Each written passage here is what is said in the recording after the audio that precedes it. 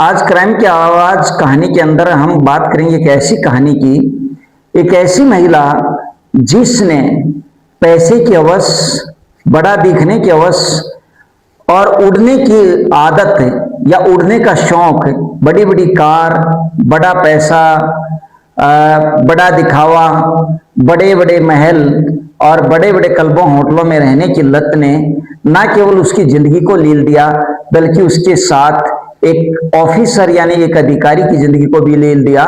और यही नहीं, उसकी वजह से पता नहीं कितनी जिंदगियां अब बर्बाद हो गई।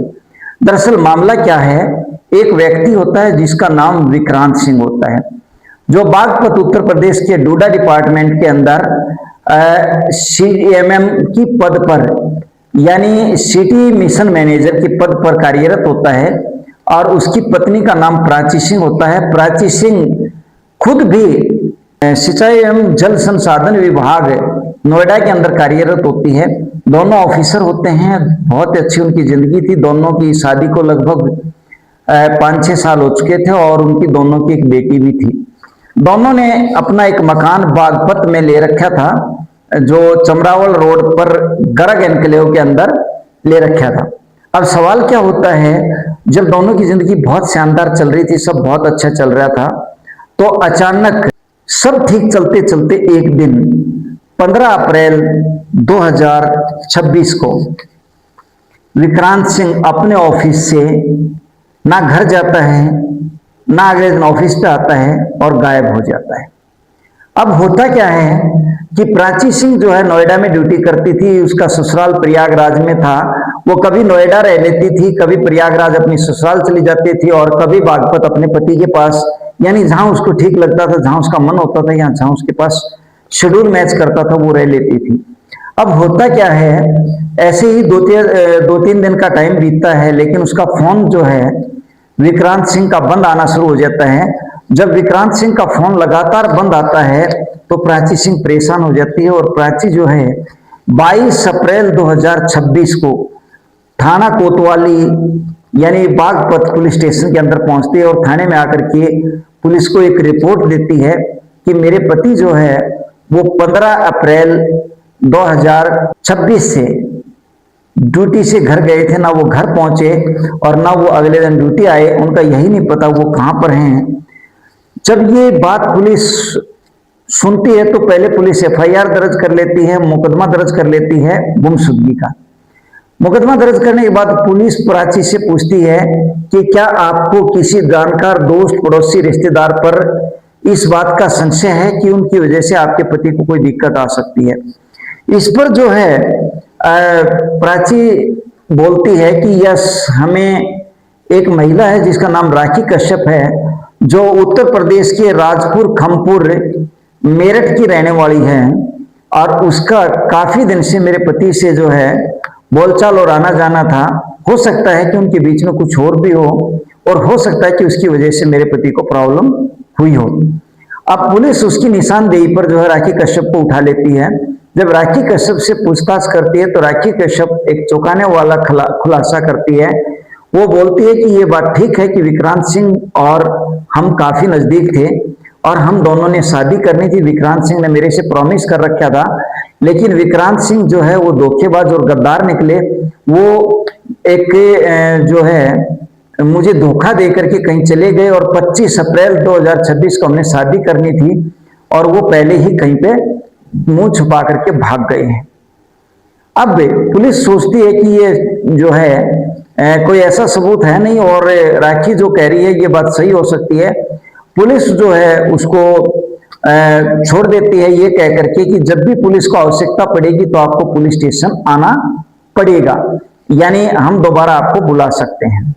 अब होता क्या है कि जब प्राची पुलिस स्टेशन के चक्कर काट ही रही थी तो कोई उसको बोलता है कि 22 अप्रैल 2026 को उसको बोलता है कि 17 अप्रैल 2026 को सहारनपुर उत्तर प्रदेश के पास बड़गांव क्षेत्र में एक लिंक नहर के पास, लिंक नहर के अंदर किसी व्यक्ति की डेड बॉडी मिली है। हो ना हो वो आपके पति की डेड बॉडी हो। अब इस पर क्या होता है कि प्राची जो है वो सीधी वहां जाती है और देखती है, पुलिस में जब बात करती है तो पुलिस स्टेशन वाले बताते हैं, उसको फोटोग्राफ्स वगैरह दिखाते हैं।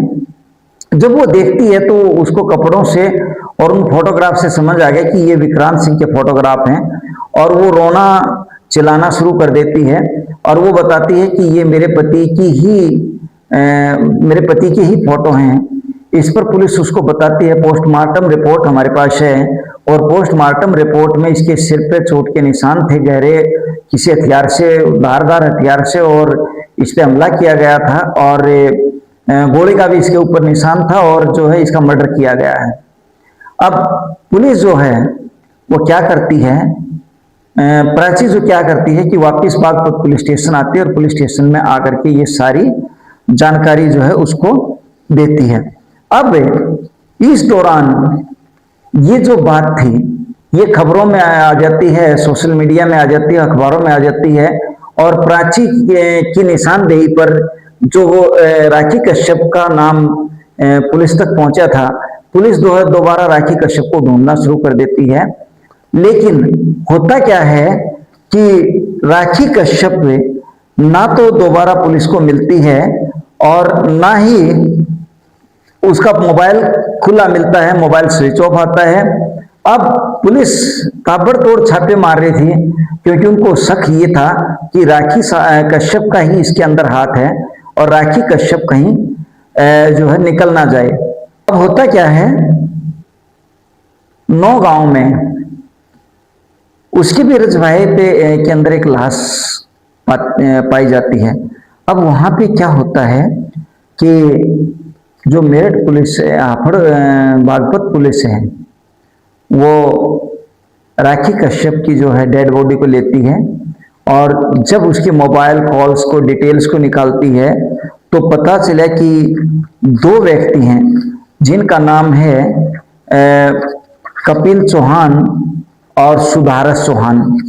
उनकी फोन डिटेल्स और कंटिन्यू से बात हो रही है, तो वो क्या करती है, पुलिस उन तक पहुंच जाती है, जिसमें सुधारस जो है वो भाजपा का अक्षेत्रीय नेता होता है, और भाजपा का अक्षेत्रीय नेता का कुछ दिन पहले दंगा प्रसाद में भी नाम आता है। लेकिन पुलिस जो है वो दंगा प्रसाद में बड़ा नेता होने के कारण उसको ज्यादा कुछ कहती नहीं है और पार्टी का आदमी होने के कारण उसको छोड़ देती है। लेकिन अब यहाँ पे क्या होता है, जब पुलिस ने गहराई से जांच किया, जब दोनों को पकड़ा, तो उन दोनों ने अपना कबूलनामा स्वीकार कर लिया कि राखी कश्यप की हत्या उन्होंने ही की है। अब उन्होंने जो बताया वो बहुत ही चौंकाने वाले खुलासे किए। उन्होंने बताया कि 16 अप्रैल 2026 को राखी कश्यप के घर पे मैं, विक्रांत और कपिल, चारों लोग और राखी बैठ के दारू वगैरह पी रहे थे, पार्टी कर रहे थे, और पार्टी के दौरान जब काफी देर खा पी हो गई थी करते हुए, तो राखी की और विक्रांत का झगड़ा हो जाता है। राखी जो है एक पिस्टल रखती थी और वो पिस्टल निकालती है और उसको गोली मार देती है, जो गोली जो है विक्रांत की जांघ पे लगती है। अब जांघ पे गोली लगने के कारण होता क्या है कि विक्रांत घायल हो जाता है, और वो चारों लोग सलाह मिलाते हैं कि अब इसका इलाज जो है सहारनपुर ले चलते हैं, इसको हॉस्पिटल में इसका इलाज करा देंगे। लेकिन जैसे ही वो सहारनपुर के थोड़ा सा नजदीक जाते हैं रास्ते में, तो उनको डर लगने लग जाता है कि कहीं जाते ही ऐसा ना हो कि पुलिस पूछे कि ये गोली किसने मारी है और कहां से लगी, तो पुलिस केस ना बन जाए। वो डरते हुए सोचते हैं कि अब ऐसा करते हैं कि इसी को क्यों ना ठिकाने लगा दें। अब ये क्योंकि वहां नाम लेगा और बातचीत होगी, तो वो उठा करके उसके ऊपर तेज हथियार से सिर पे वार कर देते हैं, जहां पे विक्रांत सिंह की हत्या हो जाती है और उसके शव को जो वो नहर में फेंक देते हैं। लेकिन जैसे ही पुलिस को ये खबर पता चली कि विक्रांत सिंह की डेड बॉडी जो है, विक्रांत सिंह की जो है हत्या हो गई है, और जब उसको सहारनपुर से सारा डिटेल पता चल गया और पता चल गया कि इसमें राखी कश्यप का नाम है, तो हमें डर हो गया कि अब राखी कश्यप को पुलिस उठाएगी तो राखी कश्यप जो है वो सुधारस और कपिल का भी नाम लेगी। इसलिए हमने डरते हुए उसको उठाया और फार्म हाउस पर, नौगांव में जो कि कपिल का फार्म हाउस था, वहां ले गए। पहले दारू वगैरह पी, पार्टी की, और फिर वहीं पे उसकी जो है हत्या करके उसके शव को भी रजभाई में माइनर में फेंक दिया। साथियों, यहाँ जो बात थी, इसके बावजूद पुलिस ने कार्रवाई की। अब वो दोनों पुलिस कस्टडी में हैं, लेकिन इसकी वजह से आज जो सुधारस की पत्नी है कोमल, उसकी जिंदगी बर्बाद हो गई, प्राची की जिंदगी बर्बाद हो गई, उसकी बच्ची की जिंदगी बर्बाद हो गई। दरअसल जिंदगी में पैसा कमाना बुरी चीज नहीं है, किसी भी चीज का शौक होना भी बुरी चीज नहीं है, लेकिन गलत तरीके से पैसा कमाना, गलत चीजों का लत होना और बगैर मेहनत के ऊपर उड़ने की सोचना, दरअसल ये वो अवगुण हैं जो किसी भी व्यक्ति को पतन की जगह ले जा सकते हैं। अब इस कहानी के मार्फत हमारा उद्देश्य है जानकारी देना, अवेयर करना। आप ज्यादा से ज्यादा ये कहानी अपने बच्चों को, अपने परिवार को बताएं और आप सावधान रहें। जय हिंद, जय भारत।